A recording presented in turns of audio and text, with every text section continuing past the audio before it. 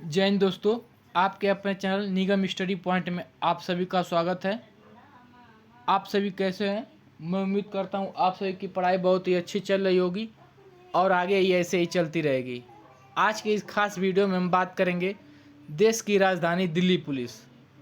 आज का हमारा दिल्ली पुलिस से रिलेटेड प्रैक्टिस सेट 15 है, जो कि हमारे दिल्ली पुलिस में एक सीट को सुनिश्चित करती है। तो आइए चलते हैं आज के हम पहले प्रश्न की तरफ। आज का हमारा पहला प्रश्न है, निम्नलिखित में से किस ग्रह के चारों ओर सल्फ्यूरिक एसिड के बादल छाए हुए हैं? Option A Shani, option B Shukra, option C Brihaspati और ऑप्शन डी बुध। तो हमारा आंसर होगा ऑप्शन नंबर बी शुक्र। शुक्र ग्रह के चारों तरफ सल्फ्यूरिक एसिड के बादल छाए हुए हैं। शनि ग्रह के चारों तरफ पानी का कोई भी साक्ष्य नहीं मिलता है, ठीक है, जल का कोई भी साक्ष्य नहीं मिलता है। अगर पूछ लिया जाए शुक्र का अन्य नाम, इसका अन्य नाम क्या क्या है, तो इसका अन्य नाम जैसे सौंदर्य का देवता, सौंदर्य का देवता, लूसीफर, लूसीफर और दिशा सूचक, दिशा सूचक इसका अन्य नाम है। ये सौरमंडल का सबसे चमकीला व सबसे गर्म ग्रह है, ठीक है, सबसे चमकीला व सबसे गर्म ग्रह है। अगर आपसे पूछ लिया जाए पृथ्वी के सर्वाधिक नज़दीक ग्रह कौन सा है, तो शुक्र ग्रह, ठीक है, शुक्र ग्रह ये पृथ्वी का जुड़वा बहन भी कहलाता है, ठीक है, शुक्र ग्रह पृथ्वी का जुड़वा बहन भी कहलाता है। अगला प्रश्न है हमारा, यक्षगान लोक नृत्य निम्नलिखित में से किस राज्य में मनाया जाता है? Option A Karnataka, option B Andhra Pradesh, option C Kerala और ऑप्शन डी तमिलनाडु। तो हमारा आंसर होगा ऑप्शन नंबर ए कर्नाटक में। यक्षगान लोक नृत्य कर्नाटक में मनाया जाता है। कर्नाटक में मनाए जाने वाले अन्य लोक नृत्य जैसे कि सुग्गी, सुग्गी लोक नृत्य कर्नाटक में मनाया जाता है। हुत्तारी लोक नृत्य कर्नाटक में मनाया जाता है। करगा लोक नृत्य कर्नाटक में मनाया जाता है। अगला प्रश्न है हमारा, निम्नलिखित में से गटका मार्शल आर्ट किसके द्वारा शुरू किया गया था? Option A Guru Govind Singh, option B Guru Angad Dev, option C Guru Nanak Dev और ऑप्शन डी गुरु हरगोविंद सिंह। तो हमारा आंसर होगा ऑप्शन नंबर डी गुरु हरगोविंद सिंह जी के द्वारा गटका मार्शल आर्ट शुरू किया गया था। वो भी किस स्टेट में, तो पंजाब में।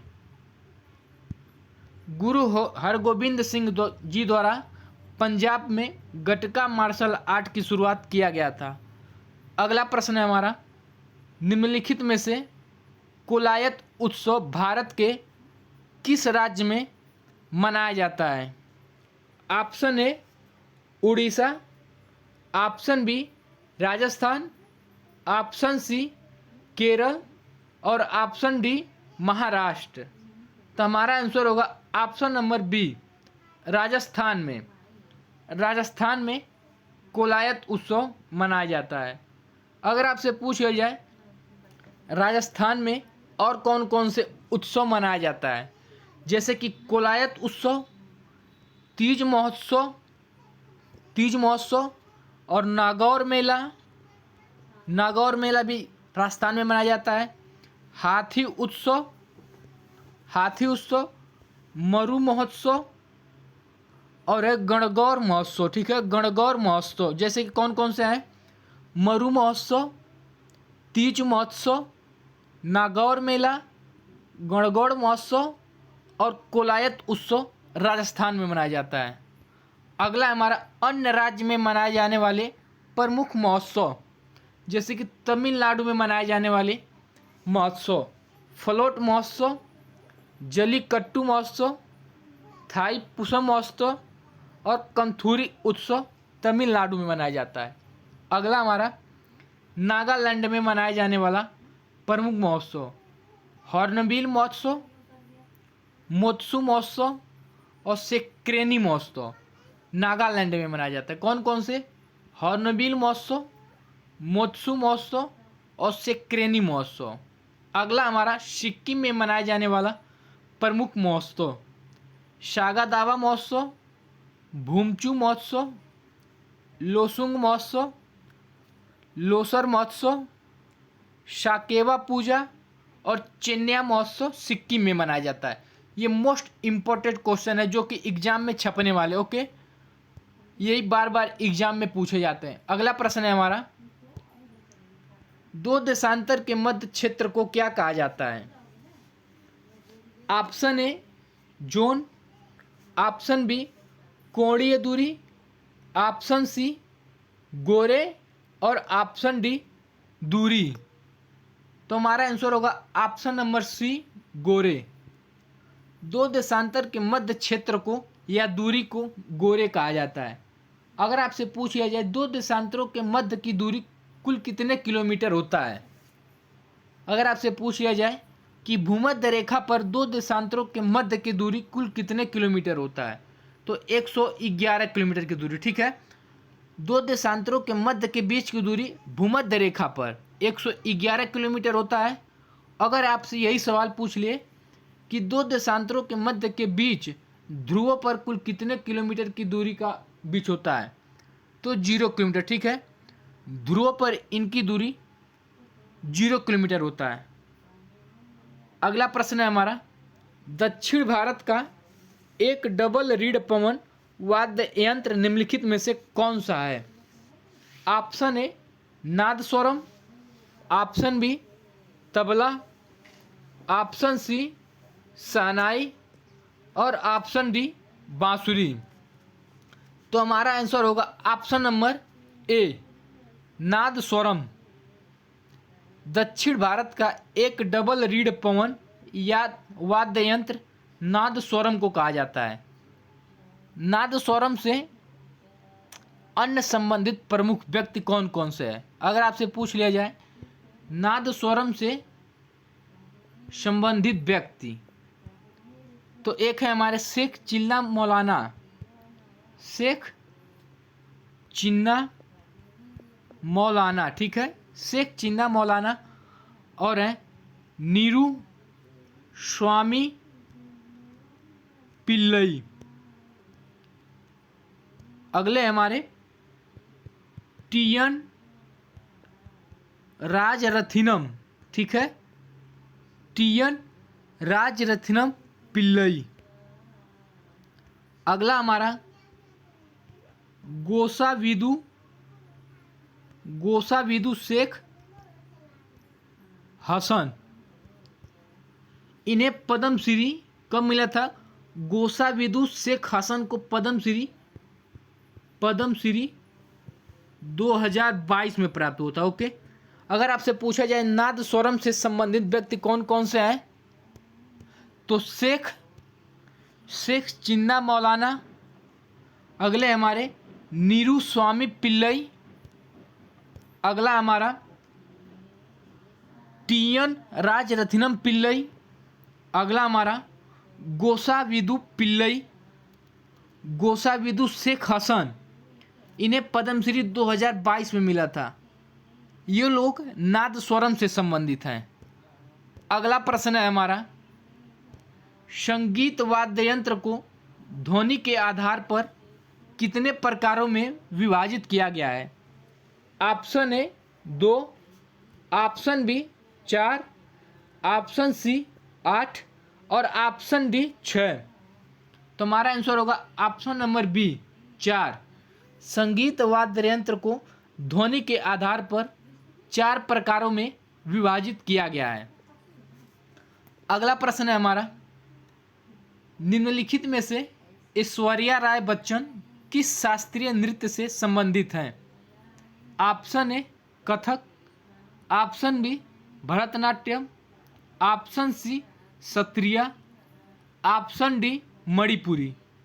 तो हमारा आंसर होगा option number B Aishwarya Rai Bachchan Bharatanatyam शास्त्रीय नृत्य से संबंधित है। अगर आपसे इन लोगों का स्टेट पूछ लिया जाए, कथक यूपी का है, ठीक है, उत्तर प्रदेश का शास्त्रीय नृत्य है। भरतनाट्यम तमिलनाडु का शास्त्रीय नृत्य है। सत्रिया असम का शास्त्रीय नृत्य है।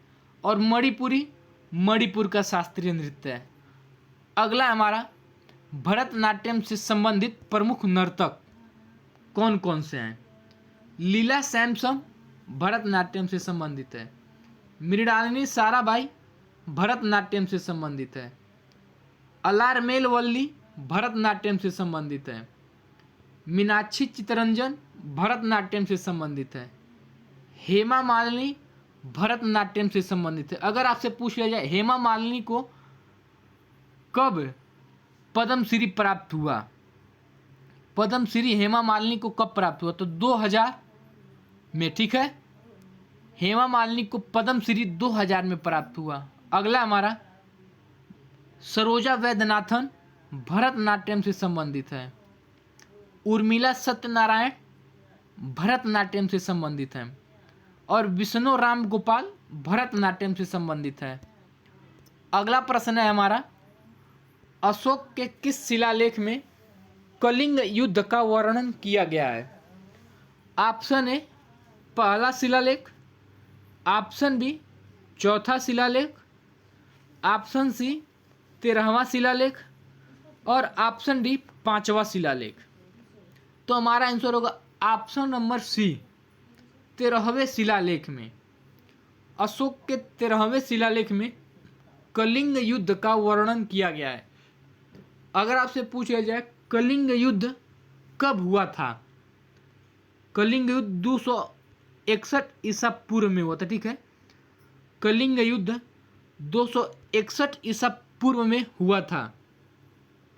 इसी युद्ध के बाद अशोक का हृदय परिवर्तन हो गया, जिसके बाद वह धम्म मार्ग को अपना लिया, ठीक है, बौद्ध धर्म के धम्म मार्ग को अपना लिया था। अगर आपसे पूछे कि कलिंग स्थान कहाँ पर है वर्तमान में, तो ओडिशा में, ठीक है। कलिंग युद्ध 261 ईसा पूर्व में हुआ था, जो कि वर्तमान में उड़ीसा में है। उस समय कलिंग के शासक कौन थे, ये आपसे एग्जाम में बार बार पूछा गया है।